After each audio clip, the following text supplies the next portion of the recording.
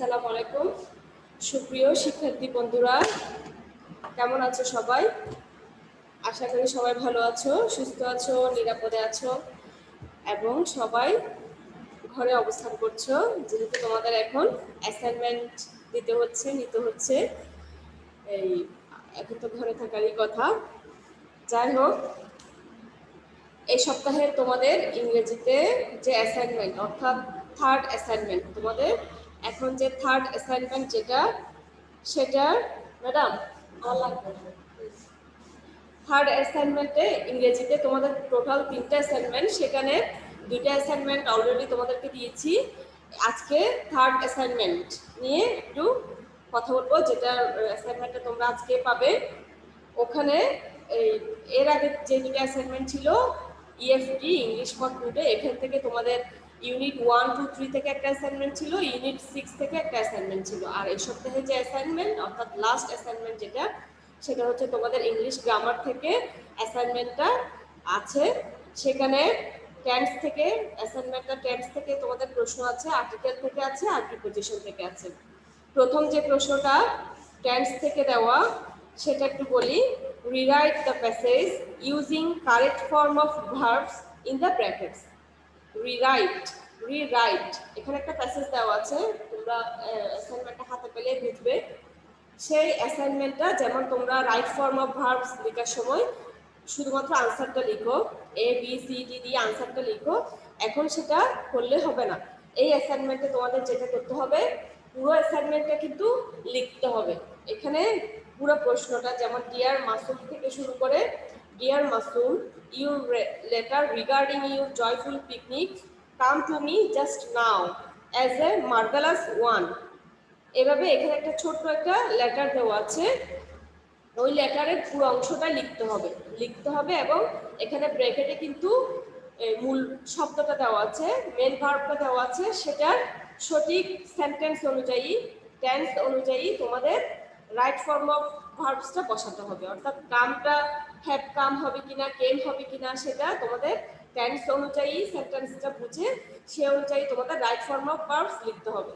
এখন বারবার যে কথাটা বলছি সেটা হচ্ছে শুধুমাত্র আনসারটা লিখলে হবে না, পুরো প্যাসেজটা। এখানে 1 নম্বরে যেই অ্যাসাইনমেন্টটা দেওয়া আছে, যে প্রশ্নটা দেওয়া আছে, লেটার, এখানে একটা লেটার দেওয়া আছে, সেটা পুরোটাই কিন্তু তোমাদের লিখতে হবে। অ্যাসাইনমেন্ট যখন তোমরা লিখবে পুরোটা লিখবা, আর যেমন আনসার যখন আসবে, যেমন কাম ব্র্যাকেটে দেওয়া আছে কাম, সেই আনসারটা যখন আসবে শুধু আনসারটার নিচে তোমরা আন্ডারলাইন করতে পারো, শুধুমাত্র আনসারটার নিচে আন্ডারলাইন করতে পারো, আর বাকি পুরো লেটারটা কিন্তু লিখতে হবে। লেটারটা একবার পড়ি। Rewrite the passage using correct form of verbs in the brackets. ব্র্যাকেটে যে ভার্বগুলো দেওয়া আছে সেটার সঠিকভাবে সেটার ফর্মটা লিখতে হবে, ঠিক আছে? এবং প্যাসেজটাও লিখতে হবে, শুধুমাত্র আনসার লিখলে হবে না।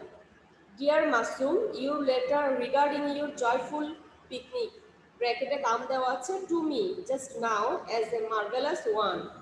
ইন ইউর লেটার ইউ, ব্র্যাকেটে দেওয়া আছে want to know about the picnic that we, ব্র্যাকেটে দেওয়া আছে এনজয় রিসেন্টলি।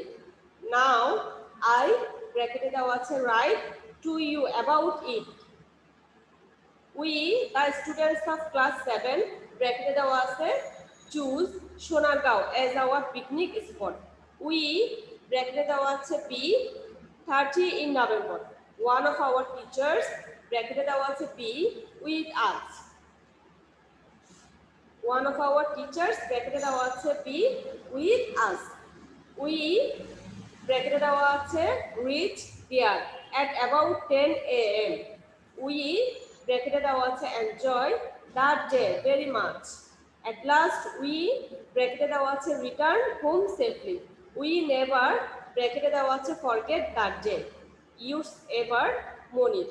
ছোট্ট একটা পিকনিক তারা এনজয় করেছিল, সেটা সম্পর্কে বন্ধুকে জানিয়ে একটা চিঠি লিখছে, সেই চিঠিটা থেকে রাইট ফর্ম অফ ভার্বসগুলো সঠিকভাবে লিখতে হবে। এখানে ব্র্যাকেটে যেই মেন ভার্বগুলো দেওয়া আছে সেটা সঠিক ফর্মটা, সঠিক গঠন, সঠিক শব্দটা টেন্স অনুযায়ী সেটা লিখতে হবে। এরপরে 2 নম্বরে যেটা আছে, read your English grammar text book from page number 83 to 89 and do the activities of section B 1, 2 and 3. আচ্ছা, এটা হচ্ছে তোমাদের যে ইংলিশ গ্রামার বইটা দেওয়া আছে, তোমাদের ইএফটি ছাড়া আরেকটা ইংলিশ গ্রামার বই আছে না, যেটা বোর্ড তোমাদের বোর্ড থেকে যে বইটা গ্রামার দেওয়া আছে, আমরা যেটা সিলেক্ট করেছি স্কুল থেকে সেটা না, তোমাদের গ্রামার বই যেটা বোর্ড বই সেখান থেকে, সেখানে আর্টিকেলের অংশ এটা 83 থেকে 89, এটা হচ্ছে ইউনিট আর্টিকেলের একটা ইউনিট, সেখান থেকে 83 থেকে 89 এই অংশটুকু এখানে রুলসগুলো দেওয়া আছে, সেটা পড়তে হবে। পড়ার পরে do the activities of section B, B সেকশনের যে অ্যাক্টিভিটিসগুলো দেওয়া আছে ওখানের বি সেকশন থেকে 1, 2, 3 তিনটা কাজ আছে, সেই কাজগুলো কি তোমরা করবে। এটা হচ্ছে 2 নাম্বার অ্যাসাইনমেন্ট, 2 নাম্বার কাজ। আর 3 তে choose the correct preposition from the list and fill in the gaps on, beside, at, about, in, of, into, এগুলো কি, এগুলো প্রিপোজিশন, তাই না? on, beside, at, about, in, of, into, এখানেও আরেকটা লেটার দেওয়া আছে, ছোট একটা লেটার দেওয়া আছে, সেখানে এই প্রিপোজিশনগুলো সঠিকভাবে বসাতে হবে। এটা হচ্ছে প্রিপোজিশন ইউনিট থেকে দেওয়া। তাহলে টোটাল 3টা প্রশ্ন আছে, একটা হচ্ছে রাইট ফর্ম অফ ভার্বস, 2 নাম্বারে আছে আর্টিকেল, 3 তে আছে প্রিপোজিশন। এই 3টা তোমাদের আনসার করতে হবে। আজকে number 1 right form of verbs, এখানে টেন্স থেকেই লেটারটা এসেছে। এখন টেন্স নিয়ে একটু আলোচনা করব, নেক্সট ক্লাসে আর্টিকেল আর প্রিপোজিশনটা একটু দেখব। আচ্ছা, টেন্স আগেও পড়িয়েছিলাম, আজকে আবারও যে 3টা তোমাদের এখানে 3টা টোটাল টেন্সের প্রকারভেদের মধ্যে আমরা জানি কি, টেন্সের অর্থ হচ্ছে সময় বা কাল, অর্থাৎ কোনো কাজ সম্পন্ন হওয়ার যে সময় বা কাল সেটাই হচ্ছে কি টেন্স।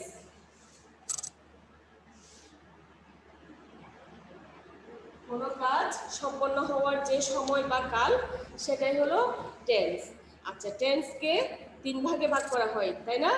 কি কি? প্রেজেন্ট টেন্স বা বর্তমান কাল, পাস্ট টেন্স বা অতীতকাল, ফিউচার টেন্স বা ভবিষ্যৎকাল। আচ্ছা, এই 3টা টেন্সকে আবার 4 ভাগে ভাগ করা হয়, তাই না? এই 3টাকে আবার 4 ভাগে ভাগ করা হয়। কি কি? Indefinite tense, continuous tense, perfect tense, perfect continuous tense. এই 4টা যে প্রকার বললাম, এটা প্রত্যেকটা কি আবার প্রেজেন্ট ইনডেফিনিট, হ্যাঁ, present continuous, present perfect, present perfect continuous, এটাকে পাস্টেও একই, ফিউচারও একই, অর্থাৎ পাস্ট ডেফিনিট বলে বলে শুধুমাত্র ওই শব্দটা চেঞ্জ করলে হবে। অর্থাৎ 3টা প্রকারকে আবার 4 ভাগে ভাগ করা হয়। তাহলে টোটাল প্রকারভেদ হচ্ছে কয়টা? 12টা। সেখান থেকে তোমাদের যে 3টি দেখাতে হবে অ্যাসাইনমেন্টে এসেছে, তা হলো তোমাদের যে সংক্ষিপ্ত সিলেবাস, সেখানে 3টা, এখান থেকে 12টা থেকে 3টা আছে, সেটা হলো প্রেজেন্ট পারফেক্ট, পাস্ট ইনডেফিনিট আর হচ্ছে ফিউচার কন্টিনিউয়াস। এই 3টা একটু আমরা আবার স্ট্রাকচারগুলো দেখব। তো প্রথমে আসি present perfect, present perfect tense, present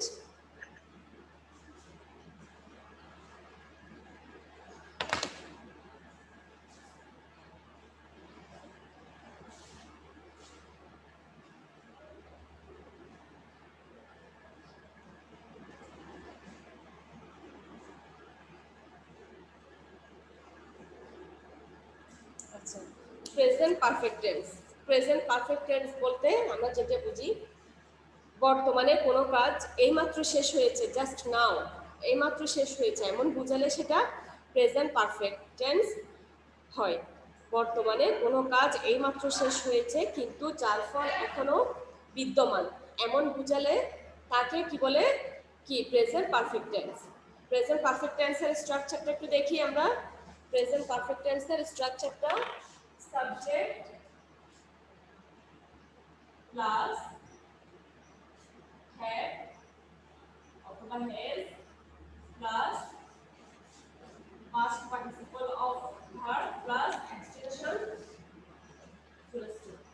এটা হচ্ছে সেন্টেন্সটা যদি অ্যাফার্মেটিভ হয়, যদি হ্যাঁ বোধক কোনো বাক্য বোঝায়, সেক্ষেত্রে স্ট্রাকচারটা হবে subject plus have or has plus past participle of verb, অর্থাৎ ভার্বের পাস্ট পার্টিসিপল তিনটা ফর্ম আছে ভার্বের, তাই না? একটা হচ্ছে প্রেজেন্ট, পাস্ট, আর একটা হচ্ছে পাস্ট পার্টিসিপল, অর্থাৎ ভার্বের 3 নাম্বার রূপ। 3 নাম্বার এই প্রেজেন্ট পারফেক্টের ক্ষেত্রে ভার্বের 3 নাম্বার রূপটা হবে প্লাস এক্সটেনশন বাকি অংশ। একটা উদাহরণ দিচ্ছি, যেমন আই হ্যাভ বট এ বুক। দেখো এখানে আই সাবজেক্ট, হ্যাভ অথবা হ্যাজ থেকে হ্যাভ নিলাম, যেহেতু এই সাবজেক্টটা কিসে দেওয়া আছে, ফার্স্ট পারসনে দেওয়া আছে আই, সেজন্য হ্যাভ, সেজন্য এখানে হ্যাভ বসেছে। আর হ্যাজ হয় কখন, যদি সাবজেক্ট যদি থার্ড পারসন সিঙ্গুলার হয় তখন হ্যাজ বসবে। এরপরে পিপিবি ভার্বের পাস্ট পার্টিসিপল, সেটা হচ্ছে বাই, বট বট অর্থাৎ কিনা, এটা হচ্ছে 3 নাম্বার রূপ। ভার্বের পাস্ট পার্টিসিপল প্লাস এক্সটেনশন বাকি অংশটা বসে যাবে।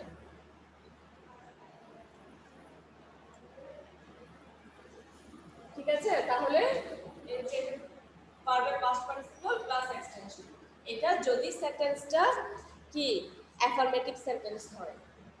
তারপরে যদি আই উই সাথে কি হবে, হ্যাভ হবে, ইউ ইউর সাথে তুমি বা তোমরার সাথে হ্যাভ হবে, হ্যাজ হবে সাবজেক্ট যদি থার্ড পারসন সিঙ্গুলার নাম্বার হয়, যেমন হি হ্যাজ বট এ বুক। একইভাবে হি শি, শি যদি স্ত্রীলিঙ্গ হয় সেক্ষেত্রে শি, পুরুষলিঙ্গ হলে হি। এখানে হি অথবা শি, হি শি দে বা কারো নাম, এগুলো সবগুলো কি থার্ড পারসন, কিন্তু থার্ড পারসনের মধ্যে যদি যেমন দে, দেটাও থার্ড পারসন কিন্তু সিঙ্গুলার নয়, সেক্ষেত্রে দের সাথে হ্যাভ বসবে। থার্ড পারসন হতে হবে, হ্যাজ হবে কখন, সাবজেক্টের থার্ড পারসন হতে হবে, আবার সিঙ্গুলারও হতে হবে, দুইটা এখানে শর্ত। অর্থাৎ দেও যদিও বা থার্ড পারসন কিন্তু তার সাথে হ্যাজ বসবে না, কারণ হচ্ছে এটা সিঙ্গুলার নয় সে কারণে। তাহলে হি শি বা কারো একজনের নাম যদি থাকতো থাকে সেক্ষেত্রে কি হবে, হ্যাজ হবে, হি হ্যাজ বট এ বুক। আর এটা যদি নেগেটিভ হয় সেক্ষেত্রে, যদি এটা নেগেটিভ স্ট্রাকচারটা কিভাবে হবে, যদি সেন্টেন্সটা যদি নেগেটিভ হয় তাহলে দেখো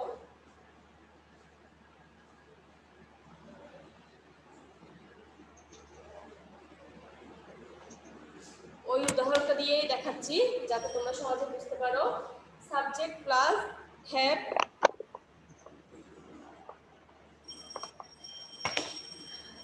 not or has not plus PPB plus extension।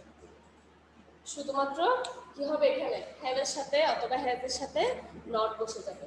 যেমন আগের উদাহরণটা দিচ্ছি, I have not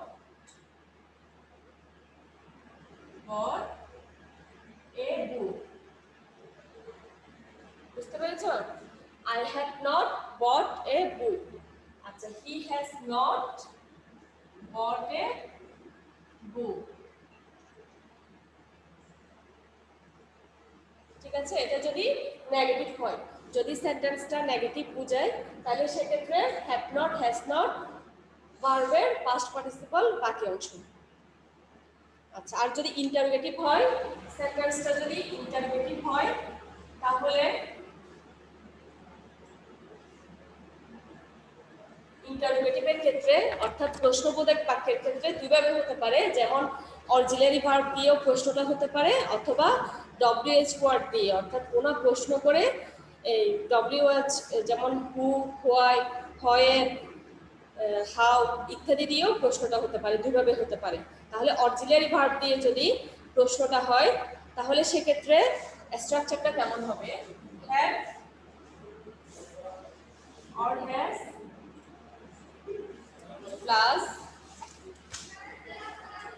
subject plus extension plus question mark।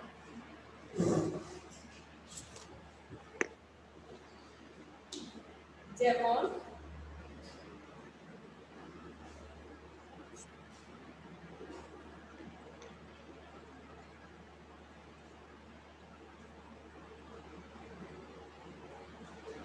দেখো এখানে যদি এটা অক্সিলারি ভার্ব দিয়ে হ্যাভ অথবা হ্যাজ দিয়ে যদি প্রশ্নটা হয়, ইন্টারোগেটিভটা হয়, ইন্টারোগেটিভ সেন্টেন্সটা হয়, সেক্ষেত্রে হ্যাভ অথবা হ্যাজ প্লাস সাবজেক্ট প্লাস ভার্বের past participle plus extension plus question mark, এটা না দিলে কিন্তু সেন্টেন্সটা কমপ্লিট হবে না। তাহলে সেক্ষেত্রে হ্যাভ, আগের উদাহরণটা দিচ্ছি, have he bought a book, have he, have subject he, past participle হচ্ছে bought a book, have he bought a বুক। আর যদি সেটা ডব্লিউএইচ ওয়ার্ড দিয়ে হয় বা হোয়েন, হোয়াই, হাউ ইত্যাদি দিয়ে যদি প্রশ্নটা হয়, তাহলে সেক্ষেত্রে হবে এখানের সাথে ডব্লিউএইচ ওয়ার্ড, ডব্লিউএইচ ওয়ার্ড। যেমন এটাকে এভাবে লেখা যায়,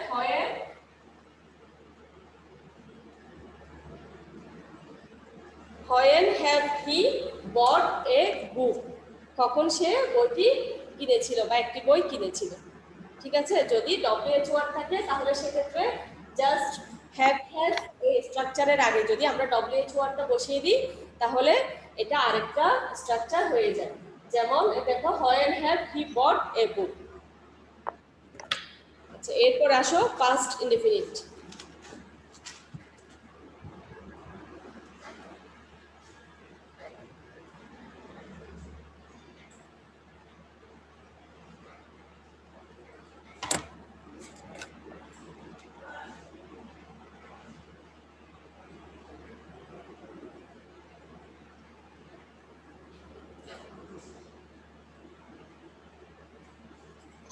আচ্ছা, পাস্ট ইনডেফিনিট টেন্স।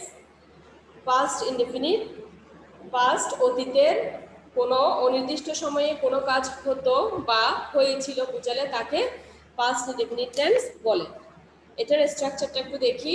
যদি অ্যাফার্মেটিভ সেন্টেন্স হয় সেক্ষেত্রে স্ট্রাকচারটা হবে সাবজেক্ট প্লাস ভার্বের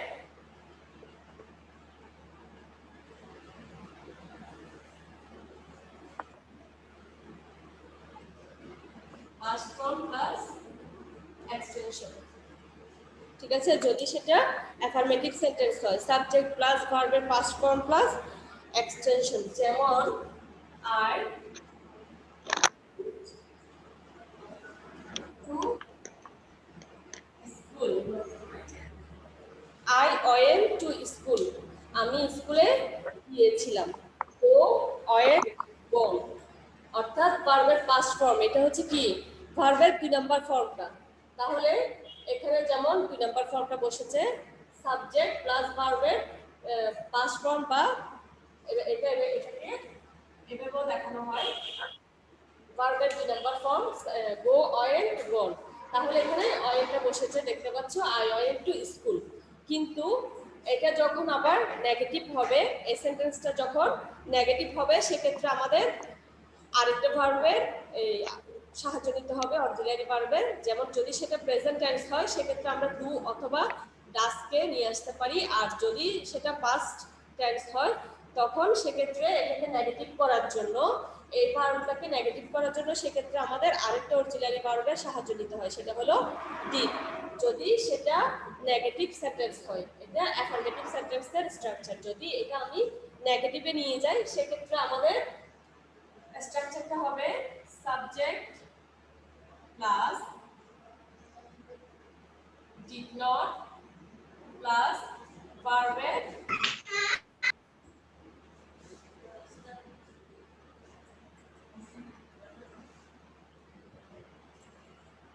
প্রেজেন্ট ফর্ম প্লাস এক্সটেনশন। অর্থাৎ এখানে খেয়াল করো, যখন সেটা নেগেটিভ হবে প্রথমে যেটা করতে হবে সেটা হলো ডিড আনতে হবে, অবশ্যই ডিড নট হয়ে যাবে সেটা। এবং ডিড নট হওয়ার সাথে সাথে এখানে যে ভার্বটা থাকে, ভার্বের যে 2 নাম্বার ফর্ম থাকে, যেমন এখানে আমরা ভার্বের 2 নাম্বার ফর্মটা লিখলাম অর্থাৎ পাস্ট ফর্ম, সেটা কি হয়ে যাবে, সেটা প্রেজেন্ট ফর্ম হয়ে যাবে যেহেতু এখানে ডিড বসেছে। যখন ডিড নট বলবো তখন মূল ভার্বটা কি হবে, প্রেজেন্ট ফর্ম হয়ে যাবে। যেমন I subject I, did not not, এই যে ডিড নট হওয়ার সাথে এখানে এই যে ওয়েন্ট, এমনিতে এটা পাস্ট ইনডেফিনিট, যদি অ্যাফার্মেটিভ সেন্টেন্স হয় সেক্ষেত্রে এটা ওয়েন্ট, আর এখানে যখন ডিড নট বসবে তখন ভার্বটা কি হয়ে যাবে, প্রেজেন্ট ফর্ম হয়ে যাবে। আই ডিড নট কি হবে তখন, গো,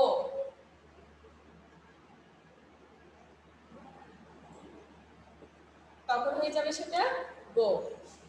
না হলে, আর যদি এটা অ্যাফার্মেটিভ সেন্টেন্স হতো, অ্যাফার্মেটিভের ক্ষেত্রে এটা হতো আই ওয়েন্ট টু স্কুল। আর যখন আমরা ডিড নট বসাবো, নেগেটিভ করব, তখন ভার্বের প্রেজেন্ট ফর্ম হয়ে যাবে, পাস্ট ফর্মটা পাস্ট ফর্মে থাকবে না। যখন ডিড নট হবে তখন মূল ভার্বটা প্রেজেন্ট ফর্মে বসবে। আর ইন্টারোগেটিভের ক্ষেত্রে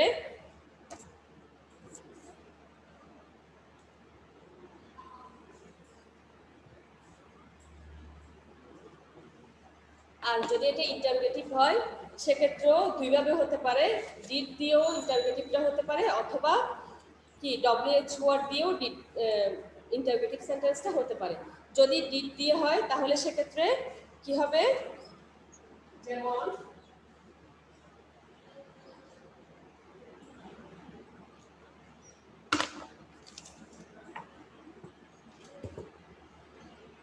ডিড প্লাস সাবজেক্ট প্লাস ভার্বের present form plus extension plus question mark. যেমন ডিড সাবজেক্ট কি, ভার্বের present form go, extension to school, question mark. Did he go to school? আচ্ছা, এক্ষেত্রে প্রশ্নবোধক চিহ্ন দিতে হবে অবশ্যই।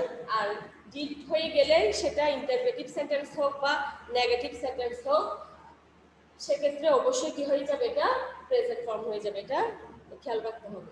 আর যদি এটা নেগেটিভ ইন্টারোগেটিভ হয়, যেমন did not he go to school, didn't he go to school, did he not go to school, এভাবে হবে। আর যদি ডব্লিউএইচ ওয়ার্ড দিয়ে হয় প্রশ্নটা, তাহলে সেক্ষেত্রে আগের মতো প্রেজেন্ট পারফেক্ট টেন্সে যেভাবে হ্যাভ হ্যাজ এর আগে আমরা ডব্লিউএইচ ওয়ার্ডটা বসিয়েছি, ঠিক এখানেও এটা কি হবে, ডব্লিউএইচ ওয়ার্ড হবে। WH word plus did plus subject plus verb present form plus extension। একটা উদাহরণ দিচ্ছি, যেমন এখানে সাথে দেখো when did he go to school, কখন সে স্কুলে গিয়েছিল।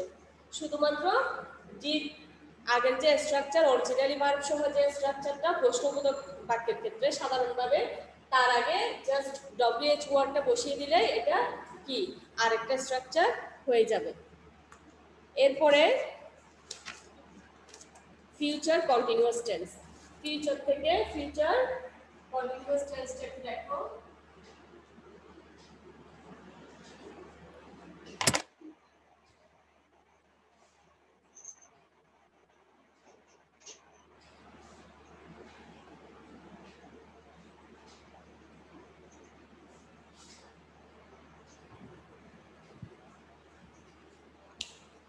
আচ্ছা, ফিউচার কন্টিনিউয়াস টেন্স ভবিষ্যতে কোনো কাজ হতে থাকবে, হতে থাকবে, চলতে থাকবে, ঘটতে থাকবে, এমন বুঝালে তা কি ফিউচার কন্টিনিউয়াস টেন্স হয়।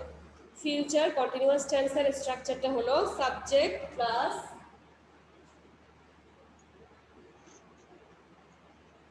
shall be or will be plus verb plus ing plus extension। এটা যদি সেন্টেন্সটা অ্যাফার্মেটিভ সেন্টেন্স হয় সেক্ষেত্রে subject plus shall be or will be plus verb plus ING plus extension, অর্থাৎ ভার্বের সাথে আইএনজি যুক্ত হবে। যেমন he will be,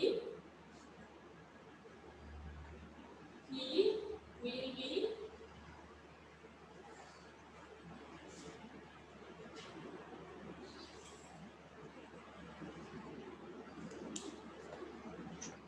he will be catching fishes। দেখো এখানে subject he, shall be will be থেকে হি যেহেতু আছে সেজন্য এখানে উইল বি হয়েছে। ফার্স্ট পারসন হলে সেক্ষেত্রে শ্যাল বি হবে। মূল শব্দ এখানে ভার্ব প্লাস আইএনজি। এখানে দেখো ক্যাচ, ধরা, ক্যাচ শব্দটা মূল ভার্ব প্লাস আইএনজি, আর এক্সটেনশন হচ্ছে fishes. Verb plus ING, catching fishes, he will be catching fishes. আর নেগেটিভ হলে সেক্ষেত্রে subject plus shall not be or will not be plus verb plus ing plus extension, অর্থাৎ শুধুমাত্র not যোগ হবে। যেমন he will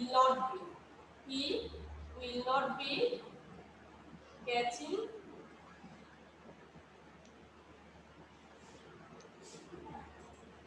fishes। ঠিক আছে, দেখো subject plus shall not be অথবা will not be প্লাস ভার্বের সাথে ing plus extension, he will not be catching fishes। আর যদি ইন্টারগেটিভ হয় আগেরগুলোর মতো এটাও দুইভাবে হতে পারে, shall be অথবা shall will দিয়েও প্রশ্নটা হতে পারে অথবা wh ওয়ার্ড দিয়েও প্রশ্নটা হতে পারে। একটু দেখায়।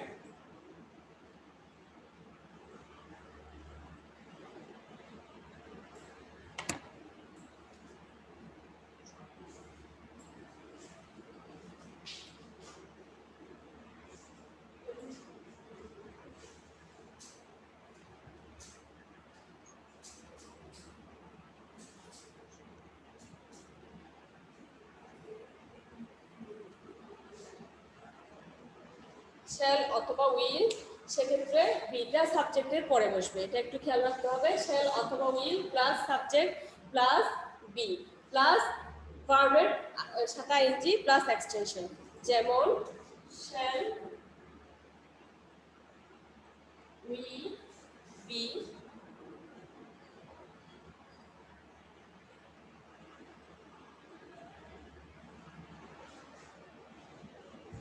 যেমন শ্যাল উই এরপরে হচ্ছে সাবজেক্টের পরে বি ওয়েটিং, ভার্বের সাথে আইএনজি, ওয়েট এর সাথে আইএনজি, এরপর extension plus question mark. Shall we be waiting for you. আচ্ছা, আর যদি ডব্লিউএইচ ওয়ার্ড দিয়ে প্রশ্নটা হয় সেক্ষেত্রে এটার আগে কি হবে, ডব্লিউএইচ ওয়ার্ডটা বসবে।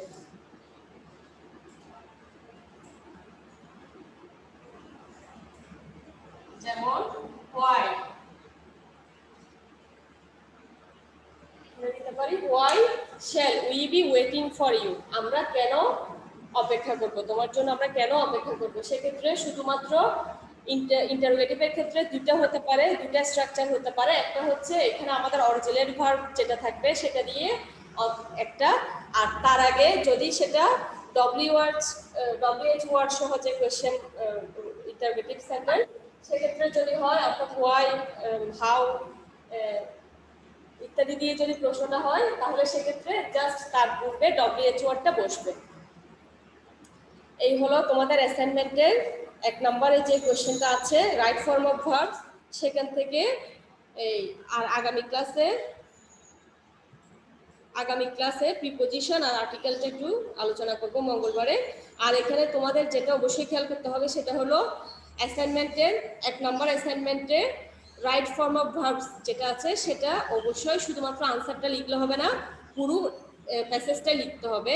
পুরো প্যাসেজটা লিখে এখানে যেটা আনসার সেটার সাথে শুধু সেটা নিচে শুধু আন্ডারলাইন করতে হবে, কিন্তু এখানে যে লেটারটা দেওয়া আছে সেই লেটারটা আবারও লিখতে হবে এবং সেটা প্রশ্নে উল্লেখ আছে রিরাইট দ্য প্যাসেজটা আবার লিখতে হবে। অর্থাৎ এখানে যে লেটারটা দেওয়া আছে সেটা লিখতে হবে, সেটা লিখে ব্র্যাকেটে যে আনসারগুলো দেওয়া আছে, যে মূল ভার্বটা দেওয়া আছে সেটার সঠিকভাবে ব্যবহার করতে হবে, সেই ভার্বটার সঠিক রূপটা ওখানে দিতে হবে টেন্স অনুযায়ী, সেটা শুধু আন্ডারলাইন করবে। এটা বারবার বললাম, অবশ্যই সবাই মনে রাখবে। সবাই ভালো থাকবে, সুস্থ থাকবে।